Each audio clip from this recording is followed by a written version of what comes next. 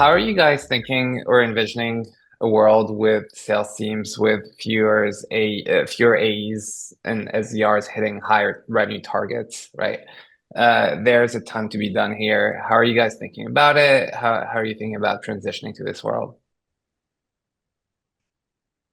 I think it's more about, and again, I think it's more about being AI aware. It's not so much about replacing human beings as much as being able to leverage AI to do your job better. So I think, with the information and with the tool sets, and you were talking, Mike and Randy, you were talking about Gong, and then you talked about, but even over there, right? If you're looking purely at, calls, emails, et cetera, it's you're still going to incur the issues we have in terms of hallucinations or bias, what we call bias, which is a big deal in models, because you're looking at text. But if you bring in large quantitative models and you bring in what we call LQMs, and you start doing regression analysis or you start doing Markov, then all of a sudden you tend to account for that bias, and you can get 98% results, et cetera. But I think, at the end of the day, I mean, I ran $1 billion business at Salesforce, and it was brute force. I made everyone do QBRs every week. They probably hated my guts. I told everyone it was 3x their quota was the standard. It wasn't 1x. Ed remembers that fondly. So that's how you perform, right? But today, when we work with Lenovo, we work with Cisco, some of the large companies in the world, and we regularly give them 98% top down and about 92% bottoms up, calling the forecast without bias, and at billions of dollars. And the beauty there is it's more about making everyone get out their inner superpowers, right? Your inner Steve Jobs or your inner, what was your hero, right? Whether it's Elon Musk or whoever your hero is, but essentially giving them superpowers because you're giving them information they never had before at their fingertips, and it's humanly not possible. Our corpus is not large enough for us to be able to get the types of AI insights you can get from data today, talk to it on the fly, and get responses in real time that help you put more money in your pocket, versus you focusing on doing all that research, account research and calls, et cetera, right? So I think where that's concerned, you're going to see greater productivity, and it's not so much replacing people. I just think the per capita, the GDP is going to keep going up, and we're going to see better knowledge workers. And instead of spending time on rote tasks, like I don't want to bring iPhones back to the US and build them, right? I still want to be able to do the stuff that's cool, like building AI models and doing knowledge work, right? And that's what's going to happen to salespeople, right? Instead of rote tasks, you're going to see them more productive. That's what I look at. Totally agree. I think that's a really salient point. Like the reality, we're talking about a world where, and not we, the panel, I think generally agrees this isn't about replacement, but about augmentation of knowledge workers. I think you hear a lot of the talk elsewhere that it's about the potential for replacement, and the reality is 60 to 70% of the work they're still doing today is extremely administrative. Knowledge workers generally and salespeople specifically, in the example that I gave, now I can empower a salesperson rather than having to take and input all these notes to maybe spend more time looking at that 13-minute snippet of how the customer engaged with us, on that particular topic. What was their, language, their mannerisms? What did they say or not say? Who did Yep. speak up and didn't? How can you engage them in a way that could help reframe, their thinking? We're not putting nearly enough attention towards these things now. And that's, the forecast. Yes, ultimately, is it a question of who's going to be better forecaster? I do think it's a collaborative effort because now I can deploy the salesperson to go out and better engage those people on a personal level Exactly. rather than spending their time, behind their laptop inputting all these notes that takes so much of that their time today. Yeah. I think a couple of things are true, in the sales teams I've worked with, is they got to make money. So the quota gets set so that a certain percentage of the sellers make money. And my rule of thumb is 80% of your sellers need to be making 80% of the quota.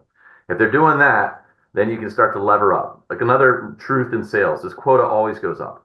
One of the metrics we've used in the past is like it's a 4x multiple. You pay someone $200,000, you put a quota at $800,000.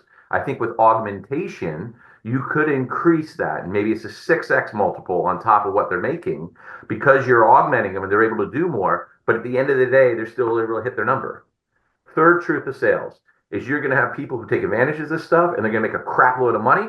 And then you're going to have the people on the tail end that want to do it the way they did it and they're going to get fired. And in sales in particular, I think you have a higher attrition rate than broadly across the organization. Let's say your sweet spot for attrition, if you're running a company, is under 15%, 10 to 15%, right? At turnover every year. Your sales team is maybe north of that, 15 to 20%. And I think what you'll find is the people that are out in front, that are making the most money, that are taking the bigger quota, hitting President's Club, are going to be the ones adopting these tools and augmentation. They're going to figure it out, right? They're the CEO of their own territories. And then the rest of the people are going to say, I want to do what they're doing. I want to make money and I want to be effective and efficient. And I'm okay with taking more quota because I know I can deliver, and they get the better accounts. It's like the classic sales growth strategy. You start off in early stage, hard transactional sales, and you move up to enterprise and you do relationship management. But you got bigger quotas as you go up. So I do think sales is such a great function because you can look at it and you can measure success, you can measure leverage, and they're always the best sellers, the most creative. You got ADD, they're trying everything. My top seller last year at Maxio made 2x more than everyone else. That guy was in the office every single day. He was doing LinkedIn posts. He was using AI to augment everything he was doing. And the other guys that weren't hitting quota, I was like, why aren't you doing what they're doing? Well, I want to play golf, or I want to kick off on Friday at 4 and drink a beer. So I think there is an absolute difference in orientation, and there's a system that will allow it to expand to drive more efficiency by giving more quota, but the AEs are still going to make their money. I want to be a bit provocative and suggest that we might be looking at the problem differently, or should look at differently, because until now the conversation was inward. How will the sales team going to look like, and what is going to be? And I actually think that the entire sales team or entire sales motion might change, because we need to look at the buying experience. And think of yourself the first time, I think I've mentioned that last time I've met you, Randy. Think of the first time you've encountered or you chatted with ChatGPT. I was amazed, like, oh, that is amazing. And we heard some use cases today that all of us are amazed from what AI can actually do. You actually think that your customers are going to continue to agree to buy in the same way that you're selling today? That they're going to start with forms on the website, and then SDRs, and then a salesperson doesn't know, and then everything has to change. I don't know how it's going to change, but everything has to change. So for me, the focus is really first trying to vision what's going to be in the future, how a buyer is going to buy, and then actually decide how is my sales team going to look like. I think sales is an amazing and crucial function. We have to have sales. We have to have people there. Nobody's going to buy $1 million solution without a person. But what is the soul of this person? How will we motivate it? How will we measure that? I don't know. But it's going to start with how the buyer wants to buy. And I am 100% sure that this is going to be different than how buyers are buying today, because of that experience, because everybody is exposed to those things. I think that's right. And you mentioned earlier, how silly would it be not to just adopt this, because you're going to miss out. And I think the opportunity here is actually maybe put slightly differently, but I think is striking the same chord, is as a vendor, what are the ways that I can attach myself to enabling their AI transformation? And if their association then with my brand becomes that I enabled their ability to go through this transformation much more efficiently, rapidly, with ease than they otherwise would have, there is the opportunity. And so I think that's sort of what you're saying, is I understand how buyers are going to buy, map to that likelihood. And I think for us, at least, that's acknowledging that, most of these are failing today. It's a big learning curve, and people don't want to change. And so how can we lean into that reality, and the reality of what is available, via AI today, and start to carve out that path, make it feel more approachable, more accessible to solve the problems that they need to, and give them sort of a journey map for how to do that. And then the association with, our brand, or that the relevant brand becomes, wow, look what they've enabled us to do, my department to do, my company at large to achieve as a result. Yeah, there's a discussion on so whenever we are thinking about to buy a solution, that we will also face the question, like, should we buy or should we just build internally? But now with all the AI developing tool, that building internally is actually getting a lot cheaper. So we are also talking to several enterprise buyers that they are proactively thinking about that their buying decision and how they actually allocate their budget in terms of buy versus actually build internally. So that whole buying experience and whether or not they're actually going to buy a solution. I think that that's also something that I'm very curious to observe the trends. Yeah, I wanted to add a bit more to what Omar and Mike were saying around the changes in how businesses are buying and how people are changing how they buy more broadly. One of the things I observe in working with B2B companies that more and more B2B companies are excited about building what we call product-led growth, right? And it's kind of this behavior in which we're a lot more excited, or we expect to be able to try before we buy. And that kind of changes how traditional sales-led or enterprise-led models are thinking about offering their products and services to their customers. And in particular, one of the areas in which I'm really excited and bullish on how agentic AI can transform product-led growth models is specifically with onboarding. I do think that onboarding is actually one of the most important and biggest surfaces that companies and products will use to qualify and build intent for users. And if you look at most B2B products out there, a lot of them that are product-led, they're stuck in these product-led flows, right? They have these sort of like click-through guides, like next step, here are the first 3 things to do. They have these tool tips, they have these onboarding questionnaires, and then you have an entire product or marketing team figuring out what are the 5 questions we ask, and then figure out what are the 6 multiple choice, categories that we can offer to people.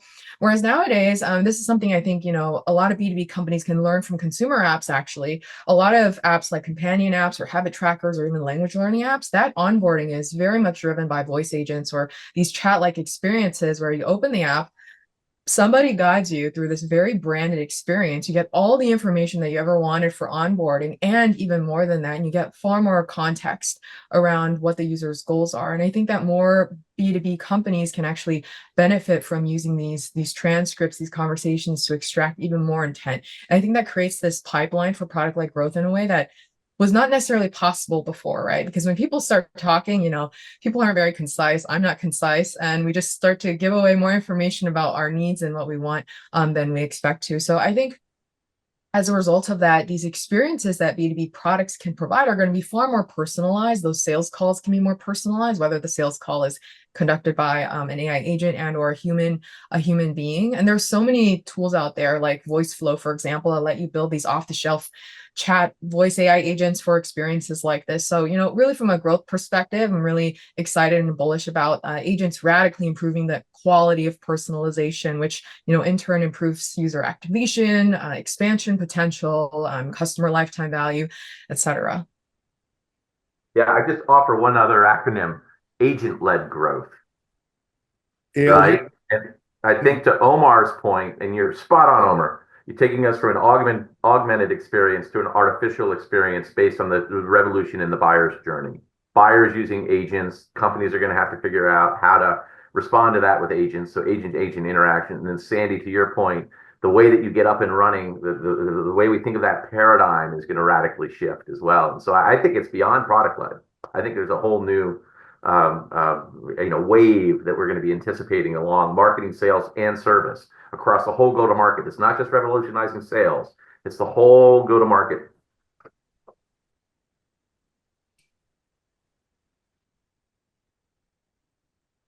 I'll jump in here. Yeah, that is very spot on, right? We've literally been rethinking about how to redo our entire onboarding, and it's not just through a voice-led motion. There's even more than that, right? As a product, you can already read, let's say, through MCP again, bringing it up, but you can definitely read through different products that you integrate with. Let's say your CRM, right? How is your data structure in the CRM? What are you typically filling? And then automatically infer from that how you can customize the onboarding of your own product based on these integrations, right? And so instead of having a user even go in and manually customize their own settings, you can actually infer a lot of these settings leveraging AI. And so a very, very exciting application of AI agents is through onboarding.